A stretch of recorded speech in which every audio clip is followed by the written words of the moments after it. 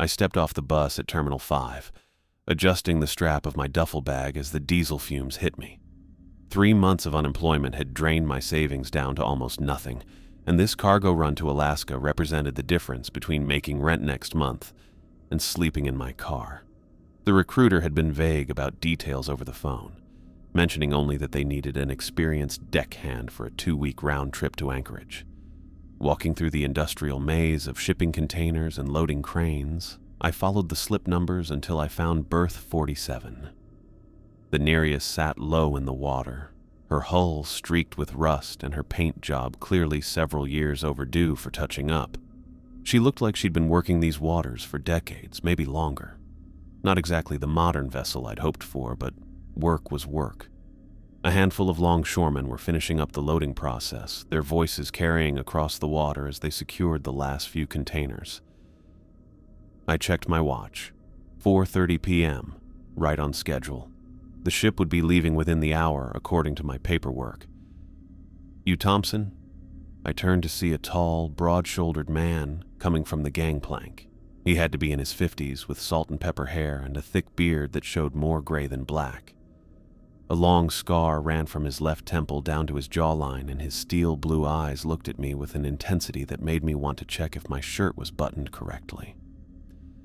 "That's me, Michael Thompson. Captain William Harrison." His handshake was firm enough to crack knuckles. "Welcome aboard the Nereus. You ready to get underway?" "Absolutely, Captain. Looking forward to it." He nodded once, then motioned for me to follow him up the gangplank. The deck beneath my boots felt solid enough, though the metal looked its age in countless small dents and scratches.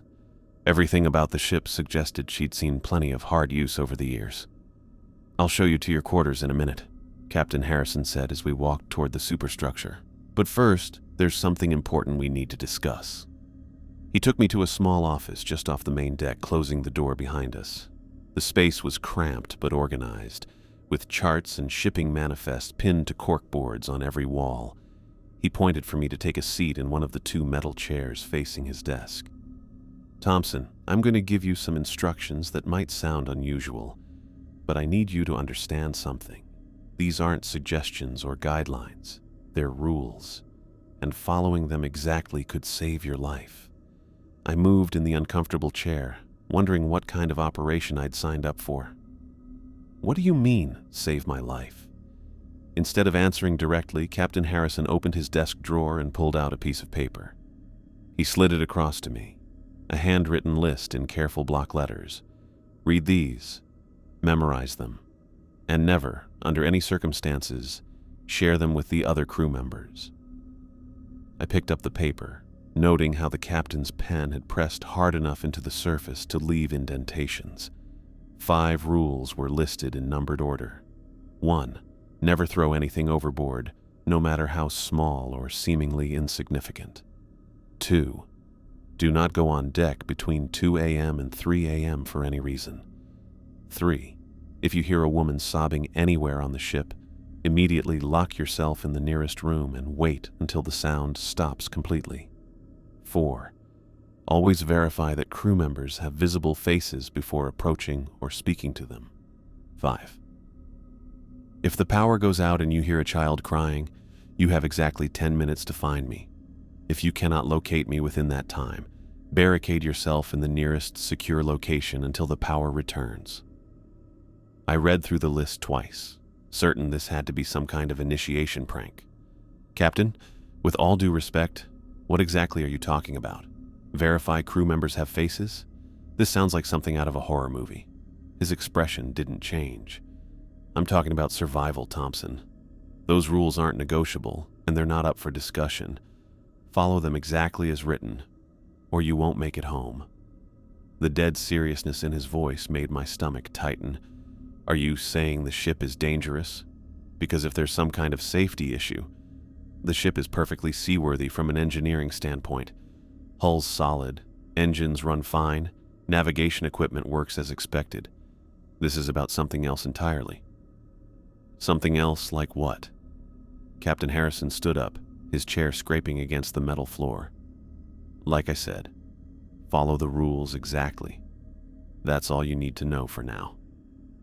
He moved toward the door, then paused with his hand on the handle. "One more thing, Thompson. The other crew members, David and James, they've been with me for a while. Good workers, reliable. But don't ask them about the ship's history or anything you might experience during the voyage. They won't talk about it, and pushing them will only make things uncomfortable for everyone." Before I could ask any more questions, he opened the door and stepped back onto the deck. I folded the list of rules and shoved it into my jacket pocket, my mind racing with possibilities. Maybe the captain had some kind of mental health issue. Maybe this was a test to see how I'd react to bizarre instructions. Maybe the previous crew had played elaborate pranks and he was trying to prevent a repeat. But the way he'd looked at me when he mentioned survival, that wasn't the expression of someone making jokes or dealing with minor workplace issues. I followed him out onto the deck where 2 other crew members were coiling lines and preparing to leave. The first was a wiry Asian man with a crew cut and a big burn scar on his right hand. The second was burly and broad-shouldered with graying hair and a red bandana tied around his neck. "Thompson, meet David Chen and James Rodriguez. They'll show you the ropes over the next couple of weeks." David offered a brief nod and a handshake that felt efficient rather than friendly. "Good to have you aboard. You worked cargo ships before?" "A few runs down to California and Mexico. Nothing as far north as Alaska, though."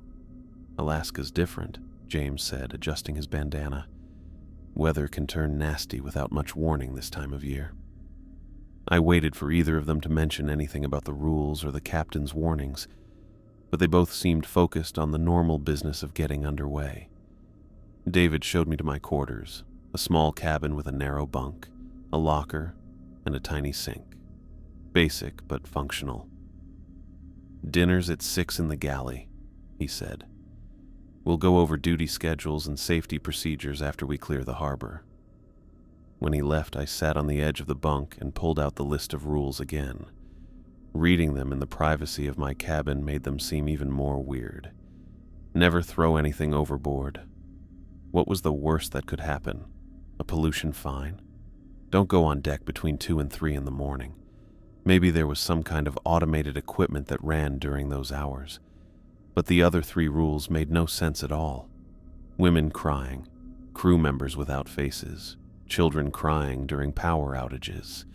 It sounded like the setup for a ghost story.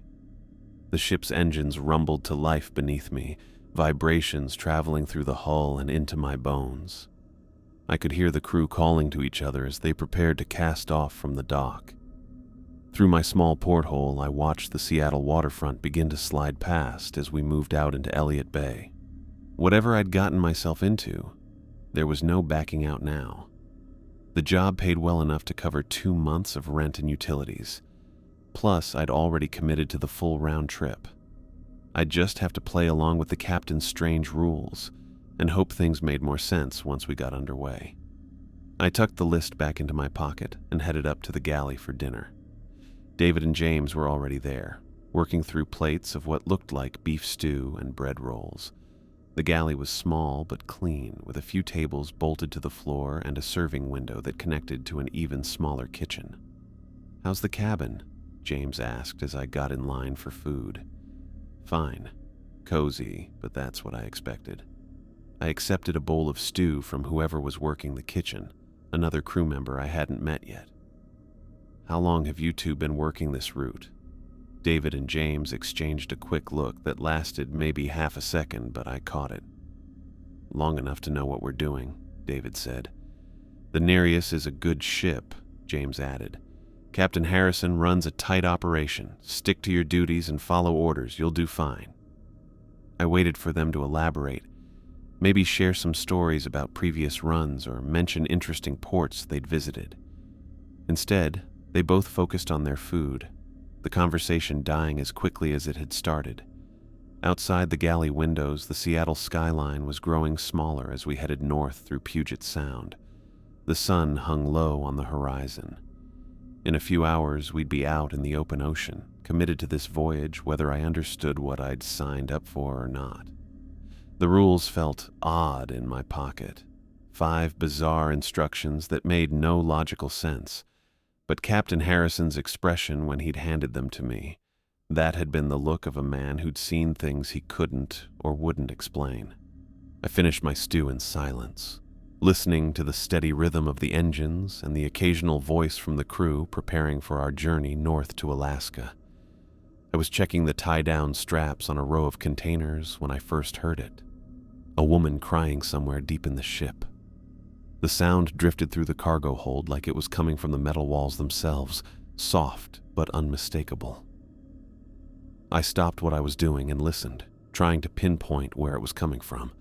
The sobbing seemed to bounce off the containers and bulkheads, making it impossible to tell if it was coming from above me, below me, or somewhere off to the side. My first thought was that someone had gotten hurt. Maybe one of the crew members had family problems and was dealing with bad news from home.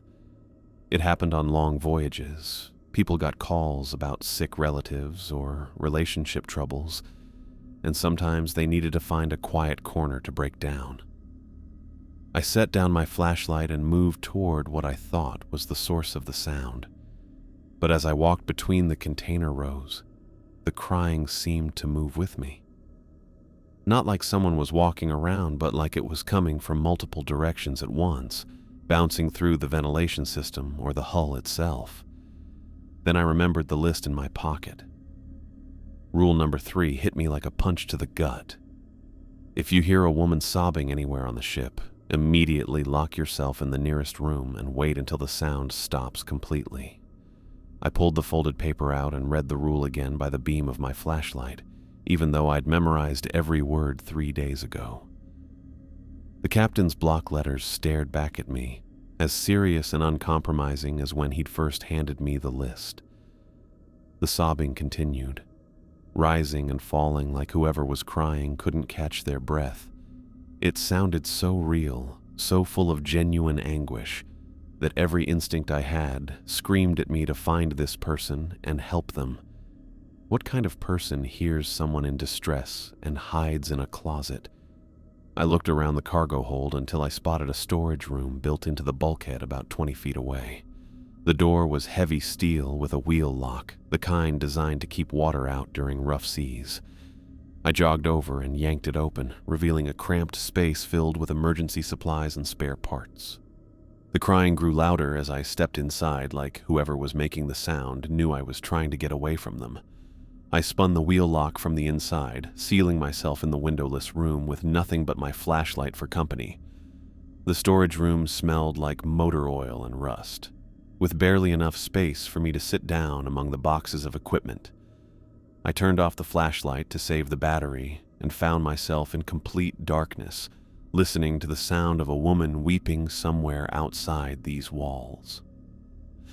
For the first few minutes, I kept expecting the crying to move away or fade out as whoever it was found somewhere else to grieve in private.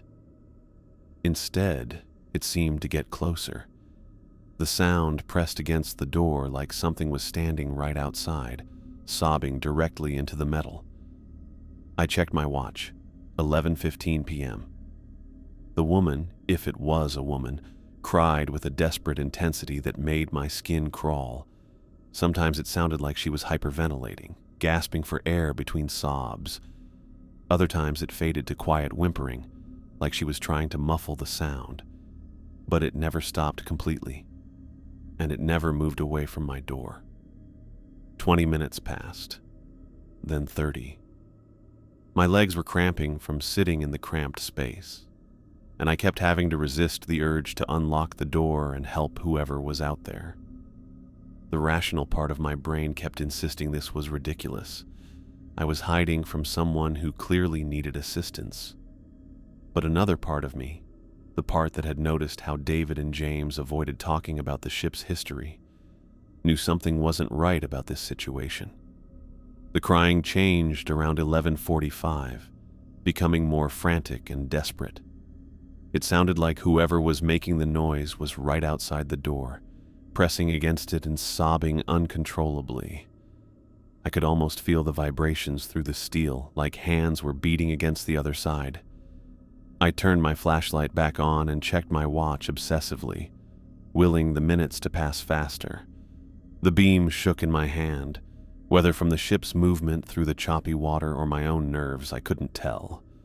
Then, at exactly midnight, the crying stopped. Not gradually, not fading away like someone walking down a corridor. It just ended, like someone had flipped a switch. I sat in the darkness for another 5 minutes, listening to nothing but the normal sounds of the ship, engines buzzing, water against the hull, the occasional creak of metal adjusting to the ocean's movement. No footsteps walking away, no doors closing, no sign that anyone had been outside my storage room at all. When I finally unlocked the door and stepped back into the cargo hold, everything looked exactly as I'd left it. My flashlight was still sitting on top of the container where I'd set it down. The tie-down straps I'd been checking were still loose, waiting for me to finish the job. I picked up my flashlight and swept the beam around the hold, looking for any sign that someone had been here. Nothing was disturbed. No wet spots on the floor from tears, no footprints in the thin layer of dust between the containers.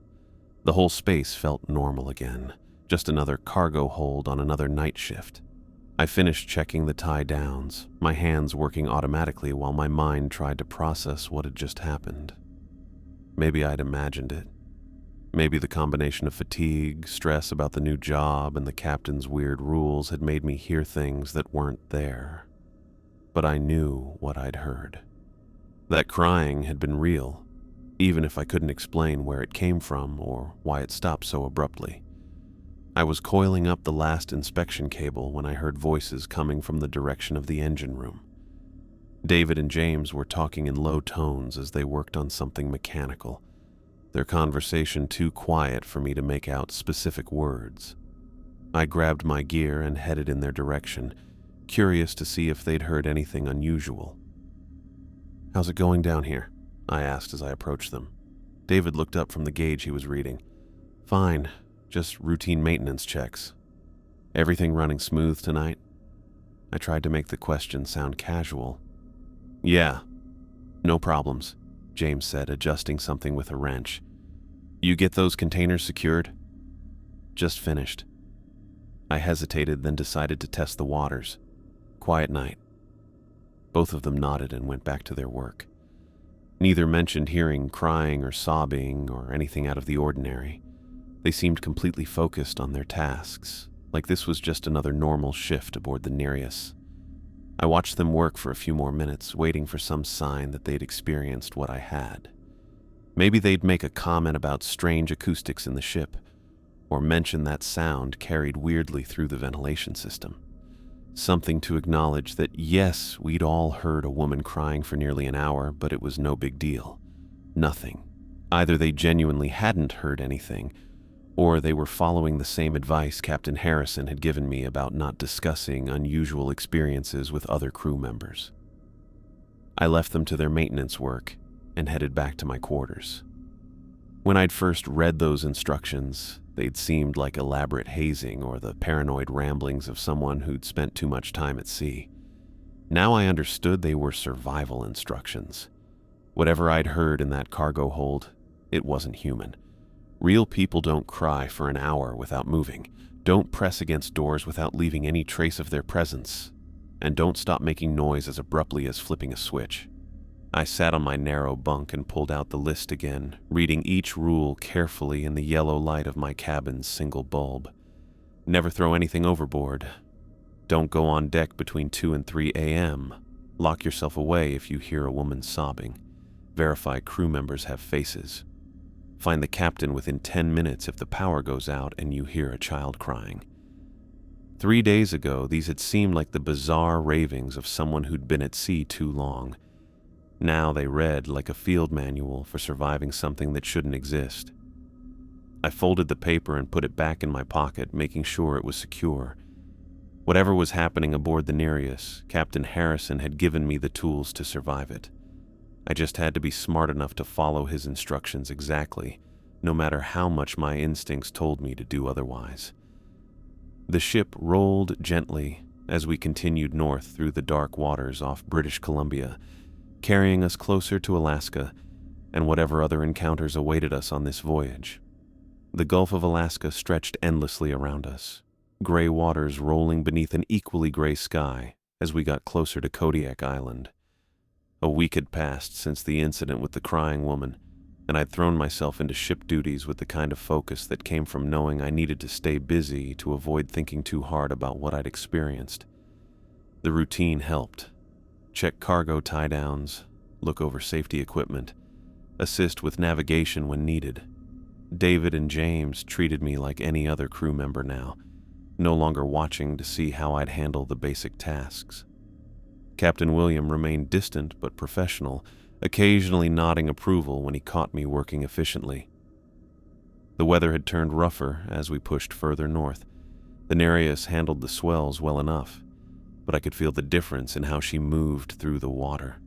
Everything took more effort, walking down corridors, keeping your balance while working, even sleeping in the narrow bunk as the ship rolled through the larger waves. I was finishing my evening work, heading toward the engine room to check the status of some equipment repairs David had mentioned during dinner. The corridor leading to the engine compartment was dimly lit, with only every third bulb working properly. The ship's age showed in these maintenance details, nothing dangerous, just the accumulated wear of decades at sea. That's when I saw him. A crew member in standard work clothes stood near the engine room entrance, facing away from me. I didn't recognize the person immediately, but that wasn't unusual. In the dim lighting and with someone wearing the same type of coveralls we all used, it could have been David or James taking care of some late maintenance. I walked closer, planning to ask about the equipment status and maybe offer to help with whatever task was keeping them busy this late. The person remained motionless as I got closer, not acknowledging my footsteps or turning to greet me. "Hey," I called out when I was about 15 feet away. "How's it going down here?" The figure didn't respond, didn't turn around or give any indication they'd heard me speak. I slowed down, something bothering me about the person's complete stillness. Even someone deeply focused on their work would usually acknowledge another crew member approaching, especially in the relatively quiet engine room area. "David? James?" I tried again, louder this time. The figure slowly began to turn toward me, and that's when my blood turned to ice water. Where the face should have been, there was nothing. Just smooth, pale skin stretching from hairline to neck, completely blank where eyes, nose, and mouth belonged. The skin had an odd, waxy quality in the dim light, like something artificial trying to copy human features but failing in the most basic way. Rule number 4 hit me. Always check that crew members have visible faces before approaching or speaking to them. I stopped walking immediately, every muscle in my body locking up as I looked at this impossible thing wearing crew coveralls and standing in my ship's corridor. The faceless figure tilted its head slightly like it was studying me even without eyes to see with. My training from Captain William kicked in before panic could take over. Pretend you haven't seen anything unusual. Don't engage. Find the captain immediately. I forced myself to take a casual step backward, then another, fighting every instinct that screamed at me to either run or demand answers from this thing. Instead, I turned around with what I hoped looked like normal movement and walked back toward the main deck, keeping my pace steady. The entity didn't follow me. I could feel it watching somehow, but no footsteps carried behind me as I made my way through the ship's corridors toward Captain Williams' quarters. I found him in his small office, reviewing what looked like weather reports and navigation charts spread across his desk. When I knocked on the doorframe, he looked up with the same serious expression he always wore. "Captain, I need to report something." "Come in." "Close the door." I stepped inside and pulled the door shut, suddenly grateful for the enclosed space and the captain's presence. "I just saw someone near the engine room. Someone without a face." William set down his pen and leaned back in his chair, studying my expression for a long moment. No surprise, no questions about whether I was sure of what I'd seen, just the acceptance of someone who'd dealt with this situation before. "Good. You followed the rule correctly." He stood up and moved to a metal cabinet mounted on the wall, opening it to reveal various tools and equipment.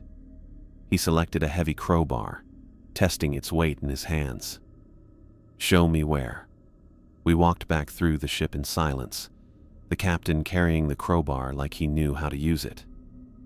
I took him to the hallway, where I'd run into the faceless figure, half expecting to find nothing there, maybe hoping to find nothing there, but it was still standing in the same spot near the engine room entrance, motionless and wrong in every possible way. Captain Williams stepped past me without hesitation, raising the crowbar as he approached the entity. The thing seemed to notice him coming and turned in his direction, that blank space of skin somehow showing awareness even without eyes. The captain struck it across what should have been its head with a metallic clang that bounced through the hallway. The entity staggered but didn't fall, didn't cry out, didn't react the way a human being would when hit with a heavy piece of steel.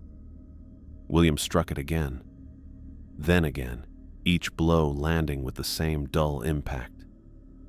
On the fourth hit, the thing collapsed to the deck plates, its limbs folding in ways that looked almost normal except for the complete lack of resistance or self-preservation. Then it began to dissolve. I watched in fascinated horror as the faceless entity melted into a dark, oily substance that spread across the metal flooring. The liquid seeped between the deck plates and through the small gaps around the bulkhead joints, disappearing into the ship's infrastructure like spilled motor oil. Within 30 seconds, nothing remained except a few dark stains on the metal and the smell of something industrial and wrong. Captain William lowered the crowbar and turned to face me, his expression as serious as ever. These imposters show up occasionally. They mimic crew members, but they always miss the details that matter. Faces, voices, normal human behavior. What are they? Don't know, don't care. What matters is they're dangerous if you let them stick around. They start replacing real crew members one by one, taking their places until you can't tell who's human and who isn't. He hefted the crowbar, then started walking back toward his office. That's why Rule 4 exists. Always verify faces before you get close enough for them to grab you. I followed him, my legs feeling unsteady after what I'd just witnessed. How often does this happen? More frequently the closer we get to Alaska. They seem to be drawn to whatever's affecting this ship, like scavengers following a wounded animal. He paused at his office door, looking back at me with those steel blue eyes. "You did exactly right tonight, Thompson. Keep being that smart, and you'll make it through this voyage." He went into his office, leaving me standing in the corridor with the smell of that oily mess still on my clothes. I walked back to my quarters feeling confused, trying to understand what I'd just seen. A thing with no face wearing crew coveralls turned into some kind of liquid by crowbar hits that leaked through the ship's deck. Captain William treating the whole thing like normal work, calm and straightforward about destroying something that shouldn't exist. Each rule meant a specific danger that someone had run into aboard the Nereus. Someone who'd lived long enough to write down what they learned, pass it along to the next crew member, and hope they'd be smart enough to follow directions exactly. The ship rolled through another large wave, and I could hear the engines keeping their steady beat as we continued north toward Alaska. Whatever was affecting the Nereus, whatever brought these things to hunt us, got stronger as we got closer to where we were going. Captain William was right. Staying alive meant following every rule without question, no matter how much my logical mind wanted to ignore what I'd seen. I folded the paper and put it back in my pocket, making sure it was safe. Tomorrow I'd continue my duties, check cargo tie-downs, help with navigation, and pretend this was just another cargo run to Alaska. But I'd also watch every crew member's face carefully before speaking to them, and I'd keep Captain Williams' warnings about increasing supernatural activity fresh in my mind as we sailed deeper into whatever was waiting for us in the dark waters ahead. I was organizing inventory sheets in my quarters when the storm hit Juneau, with the kind of fury that made the Nereus feel like a toy boat. 2 weeks aboard this ship had taught me to recognize the difference between normal rough weather and the violent squalls that could tear through southeast Alaska without warning. This was definitely the latter. Rain hammered against my porthole with machine gun intensity while wind howled through the rigging above deck. The ship rolled hard to starboard, then back to port, sending my paperwork sliding across the small desk. I grabbed the loose sheets and stuffed them into a folder, knowing better than to try working through documentation while the vessel bucked like an angry horse. We'd been anchored in Juneau's protected harbor since yesterday morning, waiting for the dock crews to finish loading additional cargo containers. Captain William had mentioned something about picking up mining equipment bound for Anchorage, but the weather had forced everyone to stop work until conditions improved. The longshoremen weren't about to risk operating cranes in 40-knot winds. Those 2 weeks since the Faceless entity incident had settled into an odd kind of routine. I'd learned to check every crew member's face before approaching them, developed the habit of avoiding certain areas during specific hours, and kept the captain's rules memorized so completely that I could recite them in my sleep. David and James still kept their professional distance, but they'd started including me in conversations about normal ship operations, weather patterns, cargo handling procedures, equipment maintenance schedules. Normal conversations that carefully avoided anything related to the supernatural encounters I now knew were part of regular life aboard the Nereus. The storm outside got worse, and I decided to head to the galley for coffee, rather than sit in my cramped quarters, listening to the wind tear at the ship's superstructure. I just reached for the door handle when every light on the ship went out at once. Complete darkness hit like a physical blow. No gradual dimming, no flickering, just the sudden absence of all electrical power throughout the vessel. The only sound was the storm raging outside and the background noise of machinery grinding to a halt. Then I heard it. A child crying somewhere deep in the ship. The sound cut through the darkness like a knife, impossible and terrifying because I knew with absolute certainty that no children were aboard the Nereus. Our crew consisted of 4 adult men, period. No passengers, no family members, no one under the age of 31. But somewhere in the black corridors of this ship, a child was sobbing with the broken-hearted desperation that only comes from real fear and abandonment. Rule number 5 crashed into my consciousness before panic could take hold.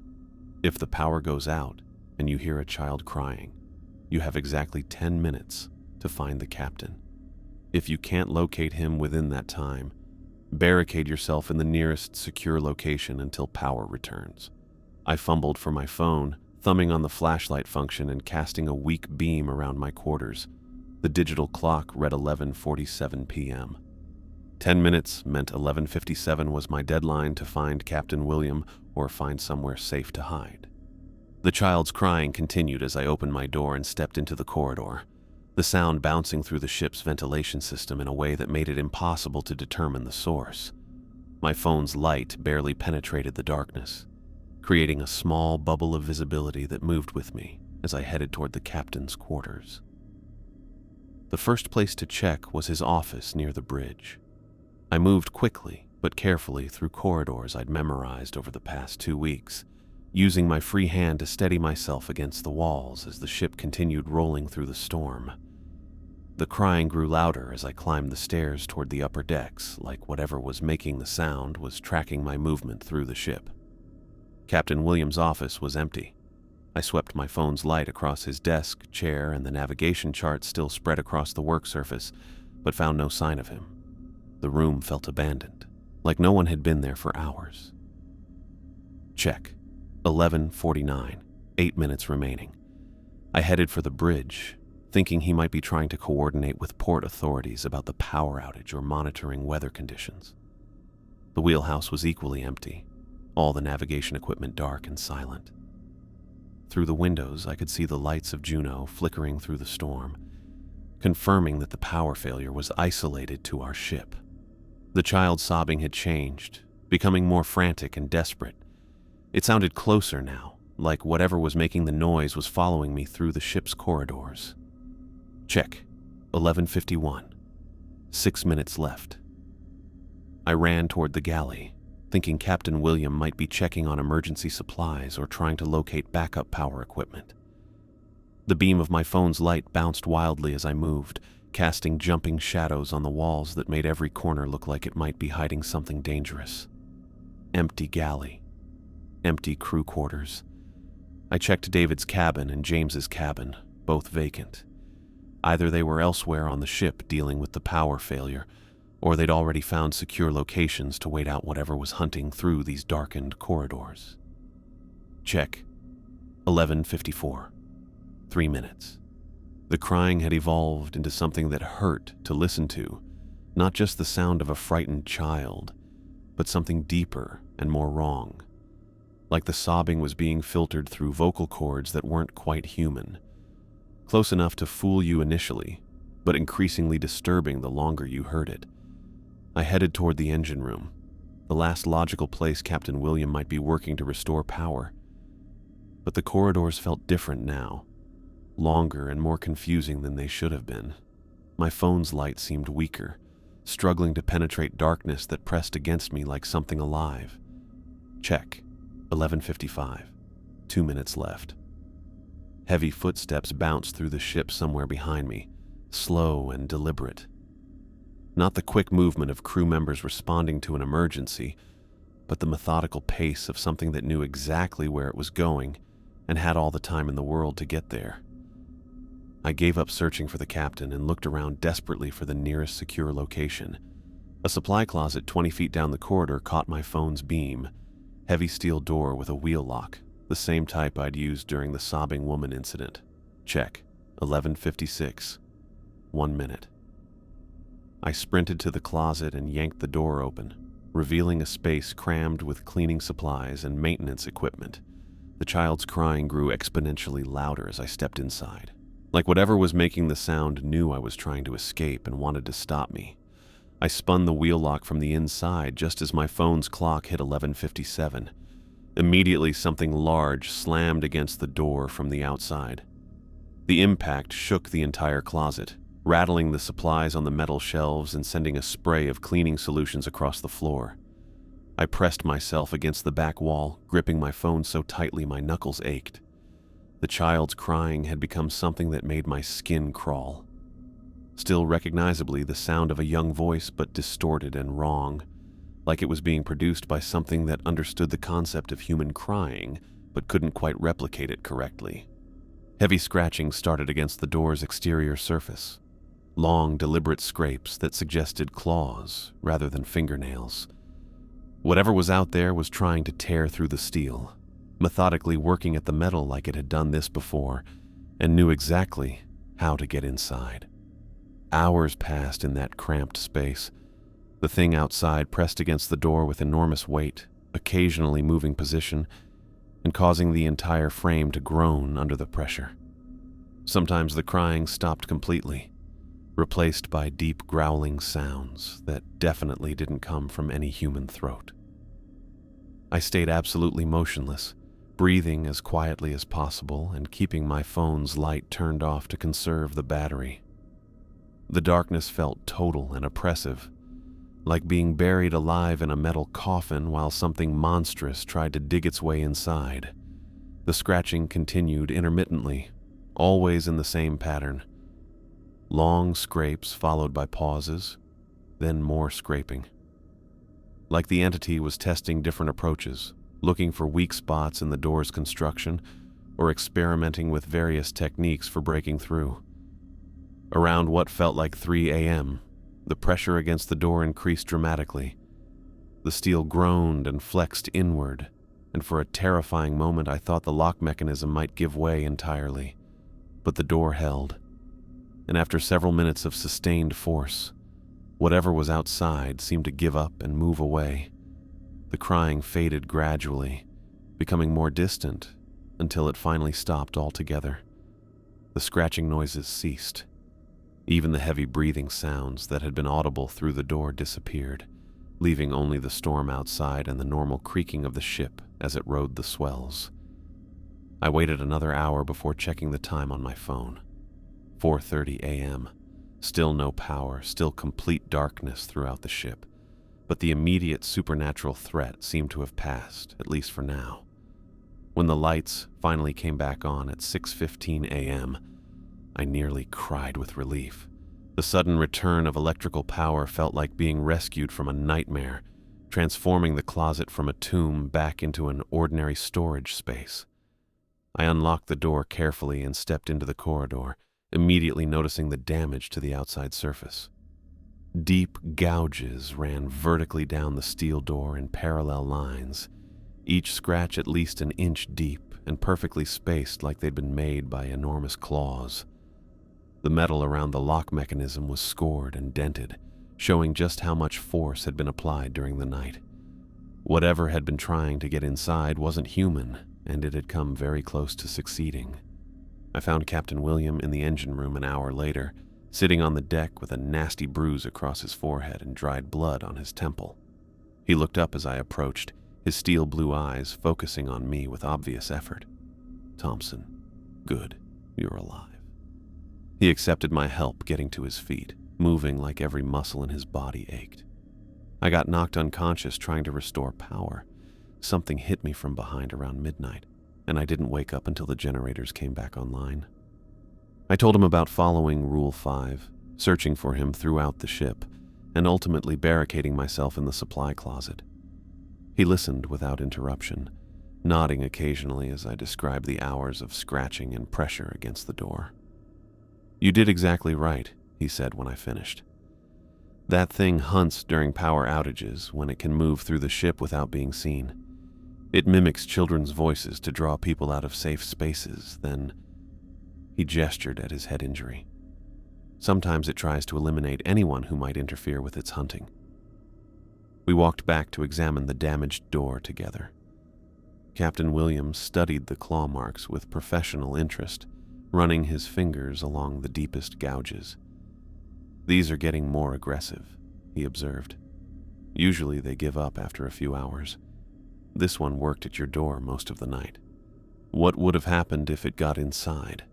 He looked at me with that same serious expression he'd worn when first handing me the rules. "Nothing good. The important thing is you followed the instructions exactly and survived another encounter. That's what matters aboard the Nereus." I couldn't stop thinking about those claw marks. 3 days had passed since the power outage incident, and every time I walked past that supply closet, I saw those deep gouges scraped into the steel door. Each parallel line was a reminder that something with enormous claws had spent hours trying to reach me, and only a locked door had kept me alive. The cargo operations in Anchorage had wrapped up efficiently. Longshoremen had unloaded our containers and loaded new freight bound for Seattle, working with the practiced rhythm of crews who handled these runs regularly. David and James supervised the process while I assisted with tie-down inspections and equipment checks, all of us maintaining the professional routine that kept the ship functioning normally. But normal felt like a lie now. Every conversation with my crewmates carried the weight of shared secrets they wouldn't discuss.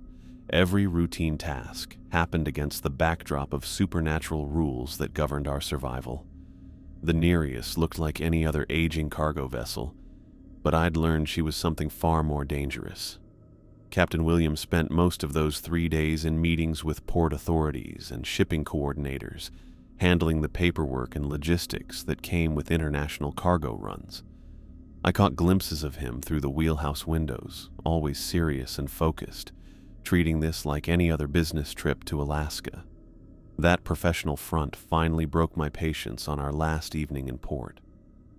I found him in his office after dinner, reviewing manifest documents and preparing for the return voyage to Seattle.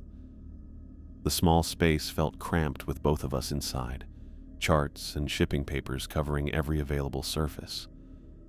He looked up when I knocked on the doorframe, those steel blue eyes immediately checking my expression. "Come in, Thompson. Close the door." I stepped inside and pulled the door shut, then took the metal chair across from his desk. The same chair where he'd first handed me those rules 3 weeks ago, back when I'd thought they were elaborate hazing or the ramblings of someone who'd spent too much time at sea. "Captain, I need answers, real answers about this ship." He set down his pen and leaned back, studying me with the same serious expression he always wore. "What kind of answers?" "The kind that explain why I spent 6 hours hiding in a closet while something with claws tried to tear through a steel door, the kind that explained faceless entities wearing crew uniforms or women sobbing in empty cargo holds. I pulled the folded rules from my pocket and placed them on his desk. These aren't safety procedures. They're instructions for surviving things that shouldn't exist. William nodded slowly, like he'd been expecting this conversation since the day I came aboard. You're right. They are. Then I want the truth, or I'm walking off this ship tonight and catching the first flight back to Seattle. The captain was quiet for a long moment, weighing something behind those weathered features. When he finally spoke, his voice carried the gravity of someone sharing information he'd rather keep buried. The Nereus disappeared 14 months ago during a routine cargo run to Alaska, left Seattle with a full crew and never arrived at her destination. Coast Guard searched for weeks, found nothing. No distress signals, no debris. No trace of what happened. I listened without interrupting, sensing this was information he'd never shared with anyone. Then she reappeared in Tacoma Harbor 8 months later. Just showed up one morning, tied to an empty berth like nothing had happened. Different crew aboard, all of them claiming they'd been working the ship for years. No memory of any disappearance, no knowledge of what happened to the original crew members. What happened to those original guys?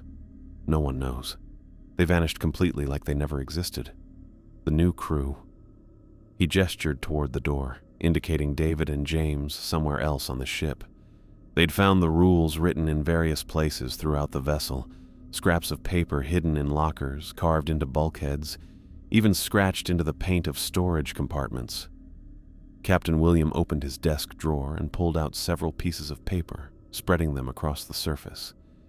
Each contained variations of the same 5 rules I'd memorized, written in different handwriting and on different materials. Some were neat block letters on clean notebook paper. Others were quick scrawls on torn cardboard or metal surfaces. Every crew member who's survived aboard the Nereus has added to this collection. Different experiences, same rules. The ship attracts these entities like a magnet, and following these instructions is the only thing that keeps us alive. I picked up one of the papers, noting how the ink was faded and the edges were worn from handling. How many crews have there been? At least 6 that I know of, maybe more. The shipping company has tried to decommission the Nereus 3 times, but she always ends up back in service with new crew members who need the work. His expression darkened. The pay is good because most people don't last long enough to collect more than a few paychecks. And you've been here how long? 3 years, longer than anyone else currently aboard. David and James joined 8 months ago, right after the previous crew. He didn't finish the sentence, but I could fill in the blanks. I studied the collection of rule papers, each one representing someone who'd faced the same supernatural threats I'd encountered. People who'd learned through trial and error which behaviors kept them alive and which led to disappearance or worse. Why do you stay?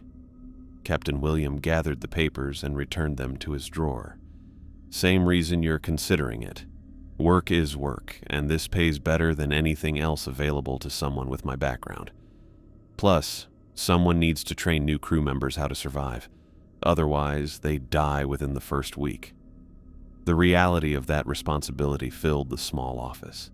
He'd spent 3 years keeping people alive by teaching them rules he'd learned read through watching others die. No wonder he kept that serious, distant attitude. Getting attached to crew members was probably a luxury he couldn't afford. What if I quit? Walk off tonight and never look back? Then you go back to whatever situation drove you to take this job in the first place. But you'll always know that supernatural threats exist, and you'll spend the rest of your life wondering if they're limited to this ship or if they're everywhere, just better hidden. That hit closer to home than I wanted to admit. 3 months of unemployment had brought me to the Nereus, and those money problems hadn't gone away just because I'd learned the cargo ship was haunted. Rent was still due in Seattle, utilities still needed paying, and my savings account was still nearly empty. But more than that, he was right about the knowledge I'd gained. I'd seen faceless things dissolve into oil when struck with crowbars. I'd heard children crying during power outages while enormous claws scraped against steel doors. That information couldn't be unknown, and walking away wouldn't erase the understanding that the world contained dangers most people never suspected. If I stay, what happens on the return voyage? Same as the trip north. Follow the rules exactly, help me train any new crew members we pick up, and try to survive whatever encounters we face between here and Seattle. He met my eyes directly. The entities are usually more active during southbound runs, for reasons no one understands. But the rules work, Thompson. They've kept me alive for 3 years, and they'll keep you alive if you follow them perfectly. I sat in the small office thinking about my options while the Nereus rocked gently in Anchorage Harbor. Outside, I could hear the normal sounds of port operations winding down for the evening. Trucks leaving, cranes being secured, workers finishing their changes and heading home to normal lives that didn't involve supernatural survival rules. The smart choice was obvious. Walk away tonight, catch a flight to Seattle, and find another job that didn't require hiding in closets while monsters hunted through dark corridors. Take whatever work I could get, even if it paid less and left me struggling financially. But the practical choice was different. The Nereus paid well because of the dangers involved, and I needed that money to stabilize my situation back home. 2 more weeks of following rules I already knew, helping train any new crew members, and surviving whatever entities we encountered during the southbound voyage. I'd already proven I could handle the supernatural threats by following the captain's instructions exactly. The sobbing woman, the faceless entity, the clawed thing that hunted during power outages. I'd survived each encounter by trusting the rules and acting quickly when situations turned dangerous. I'll stay for the return trip, I said finally, but I want to understand more about these entities as we go. What draws them to the ship, how they operate, anything that might help us stay alive. Captain William nodded, something that might have been relief crossing his weathered face. Fair enough. Just remember that curiosity can be dangerous aboard the Nereus. The entities seem to respond to attention and investigation. Sometimes ignorance is safer than knowledge. I folded my copy of the rules and put it in my pocket. 3 weeks ago, they'd seemed like paranoid delusions. Now they read like a field manual for navigating supernatural dangers that wanted to replace us, hunt us, or worse. The return voyage to Seattle would test everything I'd learned about surviving aboard this cursed vessel. But I'd made my choice based on practical necessity and the understanding that following the rules perfectly was the difference between collecting a paycheck and disappearing without a trace. Captain William was already turning back to his manifest paperwork, treating our conversation like any other business discussion. Tomorrow we'd cast off from Anchorage and begin the southbound journey through waters where supernatural threats grew more active and aggressive. I left his office and headed toward my quarters, passing the supply closet with its claw-marked door. Those deep gouges served as a reminder of what waited in the darkness when the rules weren't followed perfectly. But they also reminded me that locked doors and proper preparation could keep even the most dangerous entities at bay. I'd survived my first encounters with whatever haunted the Nereus, and now I'd committed to surviving the return voyage as well.